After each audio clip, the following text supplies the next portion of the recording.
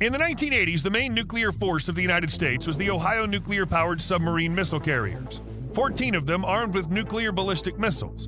More than 30 years have passed. The U.S. main adversary, the Soviet Union, collapsed to be reborn in an even more dangerous hypostasis, Russia. And what has changed at the core of U.S. nuclear forces? Nothing. America's main nuclear sword is still comprised of the same 14 Ohio-type nuclear-powered submarines. True, in 2008, the development of a new generation submarine, the Columbia, began, but until recently, the project progressed very slowly. The appearance of Russia's newest fourth-generation Borei missile submarines has forced the Americans to revise the U.S. national defense strategy. Their military financial plans are now focused on modernizing their nuclear arsenals, but the program to build 12 strategic missile-carrying submarines of the Columbia type is considered a priority by the U.S. presidential administration. Let's take a closer look at the Columbia submarine and compare it with the Borei submarine. First, what's known about this American submarine missile carrier? It'll be over 560 feet long and have a maximum width of 43 feet. A crew of 155 can be accommodated on board. The displacement will be nearly 21,000 tons. The submarine will carry a nuclear reactor that will provide unlimited range and a speed of 30 knots. Unlike the previous generation, Columbia's reactor does not need to be refueled throughout its lifetime. The engine will be electric, powered by the nuclear plant's generators. To reduce noise, the propeller will be replaced by a water jet propulsor, as is done on the Virginia-class attack submarine, which the U.S. Navy is now actively replacing the obsolete Los Angeles boats. The technical design of the Columbia is being developed by the General Dynamics Corporation, a military-industrial corporation. The ships will be built at General Dynamics Electric Boat and Newport News shipbuilding yards in Connecticut. Of course, you may be wondering how the new boats will differ from the old Ohio. In other words, what the taxpayers' $130 billion will be spent on.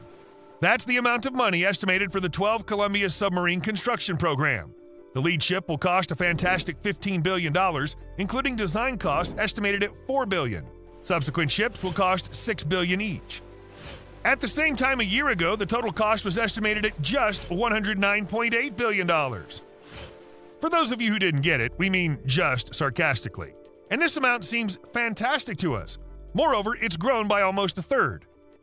The main features of the Columbia submarines, which distinguish them from aging Ohio, will be: the first one is the increased service life, up to 42 years using new, more reliable hull constructions and elements. The second is the operation without core reloading during the entire lifetime of the reactor, which will significantly reduce the time of repairs. Today, such an operation is carried out once every 10 years and takes more than a year. The third point is equipping the submarine with up-to-date armament and technical means, which will enhance the effectiveness of operation, stealth, and survivability of the submarine. This includes the installation of water jet propulsors and the main all-mode propulsion motor instead of turbo shafts, and electric motors for economical running, usage of new types of soundproofing, improvement of torpedo and radio weaponry, implementation of new means of ship and weaponry control, X-shaped stern rudders. Boats can also be equipped with a Submarine Warfare Federated Tactical System, abbreviated SWIFTs, which combines sonar, optical surveillance, and weapons control. Finally, it'll be armed with advanced ballistic missiles, which will have an increased range and higher accuracy. Yes, there's no information about these missiles, not even that a decision has been made to design them. So we can assume that initially the Columbia will be armed with the same missiles as Ohio. But as we'll show later, these missiles put into service in 1990 are in no way inferior to the Russian Bulava missiles adopted for service in 2013 and with which the Borei boats are armed. The first Columbia-class boat is scheduled to be built and commissioned between 2021 and 2031, and the entire series of 12 missile carriers are to be completed by 2042. Adherence to such a plan will allow the use of these submarines until 2084. Now let us compare the technical characteristics of Colorado and the Russian Borei-class submarines. Note that the latter is already under active construction. Of the 12 planned, 6 have already been built, and 5 of them have been accepted for service. Due to the high level of secrecy, technical information on Boreas and Columbia-class ships is scarce, but enough for a little comparison. The external dimensions of the ships are similar. The hull length is 170 to 171 meters, and the maximum diameter of the cylindrical part is 43 to 44 feet. The Russian cruiser has a displacement in the above-water position of 14.7 and a total underwater displacement of 24,000 tons.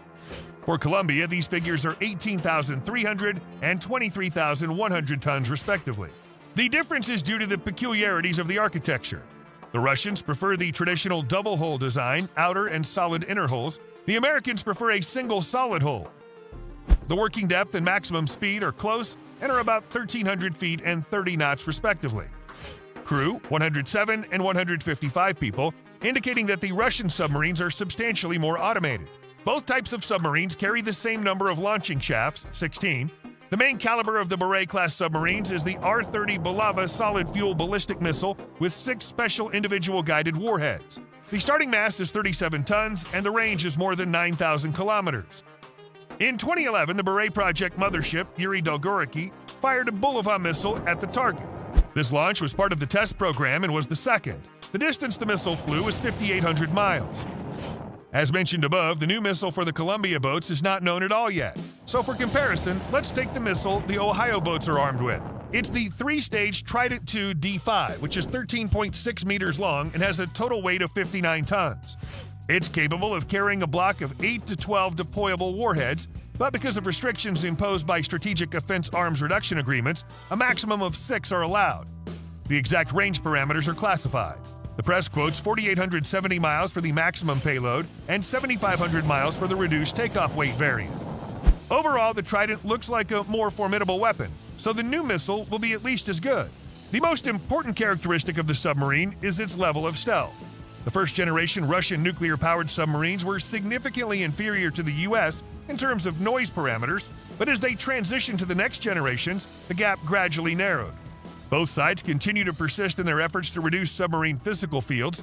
The Americans themselves consider their submarines to be the least noisy in the world, but many independent experts note significant achievements of Russian specialists in this area, allowing them to talk about parity.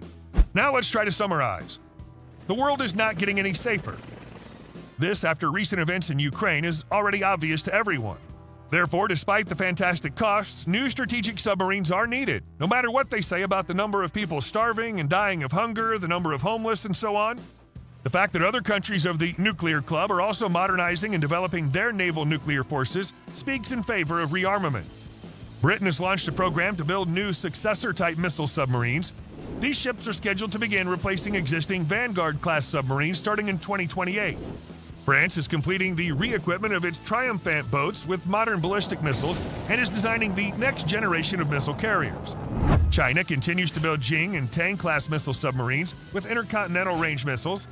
India is building the Arihant missile-carrying submarines.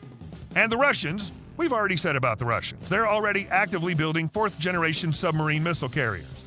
So the Columbias are needed, and it's encouraging that in terms of their characteristics, they'll be the best in their class.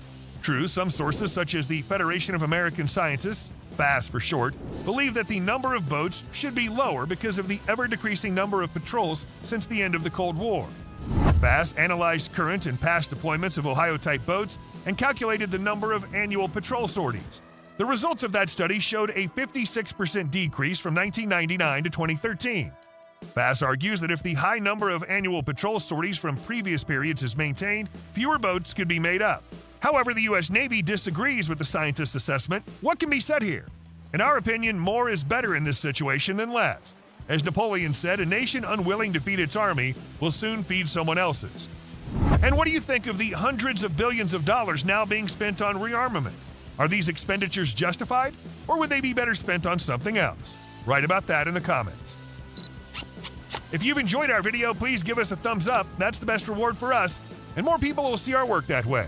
Don't forget to subscribe to our channel. There will be many more interesting videos about modern weapons.